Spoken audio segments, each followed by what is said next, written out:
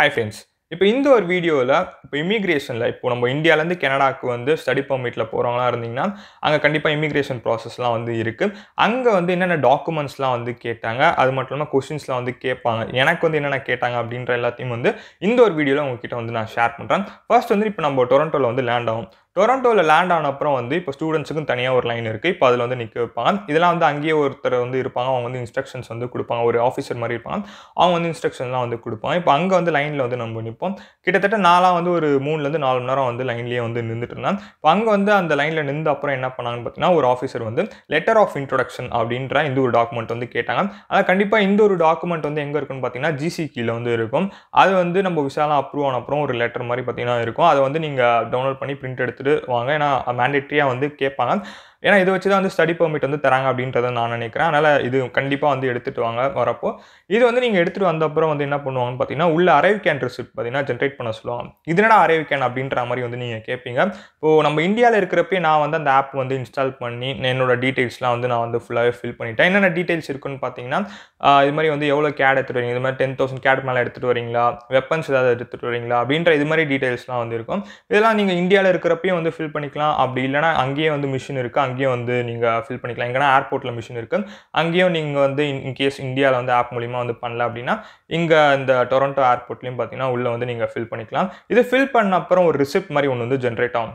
அந்த ரிசிப்ட் எதுக்குடா அப்படின்ற மாரி நீங்க கேட்டீங்கன்னா, அங்க வந்து ஒரு ஆஃபீசர் இருப்பாங்க. கொஸ்டின் கேட்பாங்க. அப்ப அங்கேயும் வந்து நம்ம சப்மிட் பண்ணணும். அது மட்டும் இல்லாம இப்போ நம்ம வெளிய எக்ஸிட் ஆவோம். அந்த ஏர்போர்ட்ட விட்டு எக்ஸிட் ஆவோம் இல்லையா? அதுக்கு வந்து இந்த ரிசிப்ட் காமிச்சு தான் நம்மளால வந்து வெளிய போ முடியும். அதனால இது வந்து பத்திரமா வச்சுக்கோங்க அந்த ரிசிப்ட் ஜெனரேட் பண்றத. அதுக்கு அடுத்தது வந்து நம்போ கொஞ்சம் ஒரு லைன்ல பார்த்தீங்கன்னா, உட்கார வைப்பாங்க. அங்க சீட்டிங்லாம் இருக்கும். அங்கலாம் உட்கார வச்ச அப்புறம், இப்போ ரேண்டமா வந்து ஸ்டடி பெர்மிட் எடுத்துட்டு வருவாங்க. வந்துட்டு இப்போ யார் யார் பேர்லாம் இருக்கோ அதெல்லாம் வந்து கூப்பிடுவாங்க. கூப்பிட்டுட்டு இப்போ ஸ்டடி பெர்மிட் பார்த்தீங்கன்னா, நம்ம கையில வந்து ஒரு ஆஃபீசர் வந்து குடுப்பாங்க. குடுத்த அப்புறம் திருப்பி இன்னொரு லைன்ல வந்து நம்ம போய் நிக்கணும். இப்போ அந்த ஒரு லைன்ல வந்து நிக்கிறப்போ என்ன பண்ணுவாங்கன்னா, நெறைய பேர் ஆஃபீசர்ஸ் பார்த்தீங்கன்னா உட்காந்துட்டு இருப்பாங்க. இப்போ யார் காலியா இருக்காங்களோ, இப்போ அவங்க வந்து நம்மள கூப்பிட்டு இந்த மாரி கொஸ்டின்ஸ்லாம் வந்து கேட்பாங்க. இப்போ அவங்க கிட்ட ஃபர்ஸ்ட் வந்து என்னென்ன டாக்குமெண்ட்ஸ்லாம் சப்மிட் பண்ணணும் அப்படின்றத சொல்லிர்றேன். இப்போ ஸ்டடி பெர்மிட் வந்து நம்ம கையில குடுத்தாங்க இல்லையா? அந்த ஒரு டாக்குமெண்ட் வந்து குடுக்கணும்.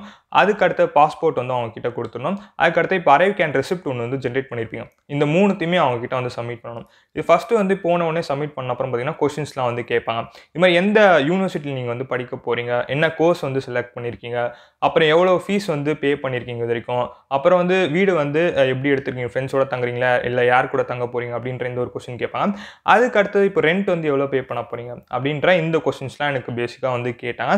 இதெல்லாம் வந்து கரெக்ட்டா வந்து சொல்லிட்டா, அப்படியே நம்மள பார்த்தீங்கன்னா, அந்த ஸ்டாம்ப் போட்டு அந்த விசாவோட அந்த விசான்றேன்.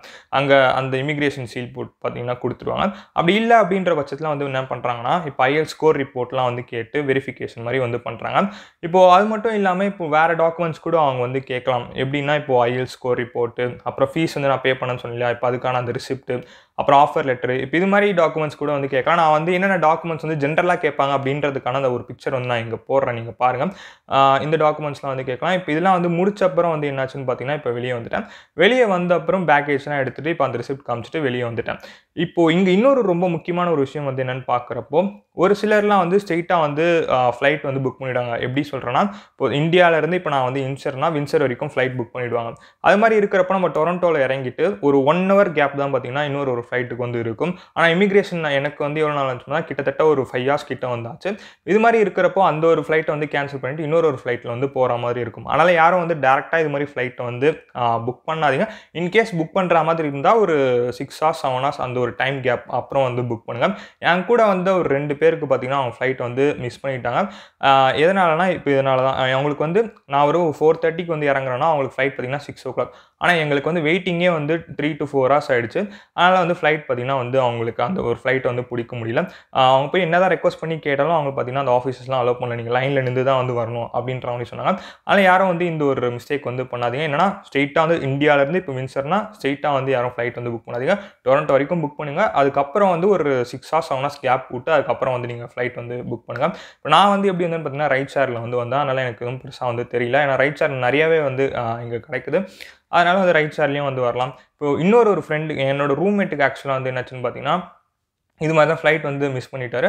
மிஸ் பண்ண அப்புறம் நாளைக்கு வந்து உங்களுக்கு நாங்க வந்து ஃப்ளைட் வந்து அரேஞ்ச் பண்ணி தரோம் அப்படின்ற மாரி அந்த ஃப்ளைட் புக் பண்ண எமிரேட்ஸ்னா இப்போ எமிரேட்ஸ் அந்த சைட்லேருந்து வந்து சொல்லியிருக்காங்க.